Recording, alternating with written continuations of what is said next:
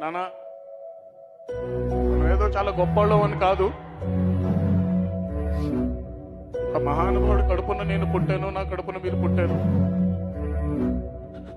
ఆ రోజు నుంచి ఈ రోజు వరకు అందరినీ మోసుకెళ్లేది వీళ్ళే.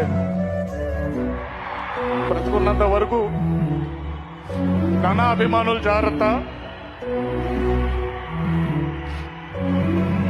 మనం వాళ్ళకి ఏం చేయకపోయినా మన కోసం ఉండి వాళ్ళు చాలా త్యాగాలు చేస్తున్నారు. వాళ్ళు జాగ్రత్త అని ఎన్నిసార్లు అన్నాడో నాకు తెలిసిన మనిషి. భౌతికంగా మన మధ్య లేకపోయినా మీ అందరి మధ్యలో, మీ అందరి గుండెల్లో, మీ అందరి మొహాల్లో ఇది చూస్తున్నాను.